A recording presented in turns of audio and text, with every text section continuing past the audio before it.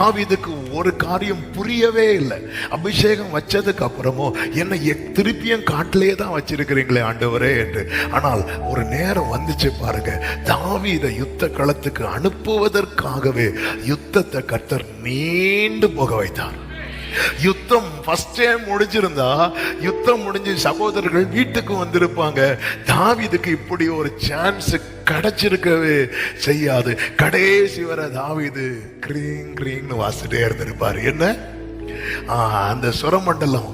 ஆனா ஆண்டவர் யுத்தத்தை நீள வைக்கிறார். யுத்தம் நீளும் போது ஆமென், விசாரிச்சே ஆகணும். சில யுத்தத்தை குடும்பத்துல நீள வைக்கிறது. யுத்தம் நீளுது, பிரச்சனை நீளுது. இப்போ தாவீதை கூட்டு சொல்றார், நீ போ விசாரி அப்படிங்கிறார். ஆமென். கம்ப்ளீட்டா காட் இஸ் இன் கண்ட்ரோல். மேய்க்க போன சகோதரர்களுக்கு மேய்ச்சல் சரியா கிடைச்சதோ இல்லையோ தெரியல. மேய்க்க போன சகோதரர்களை காணல. காணாத உடனே ஆமென், தகப்பன் யோசேப்பை கூப்பிடுறாரு, நீ போய் விசாரிச்சுட்டு வா. சில நன்மைகள் தாமதிக்கிறது கூட சித்தம் நிறைவேறுவதற்கு, சில யுத்தங்கள் நீள்வதற்கூட நம்புறவங்க மட்டும் கரங்களை தட்டி ஆமென் என்று சொல்லு.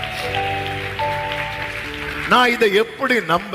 என் மேல அவர் அபிஷேகம் வைத்திருக்கிறார், என்னை அவர் அழைத்திருக்கிறார்.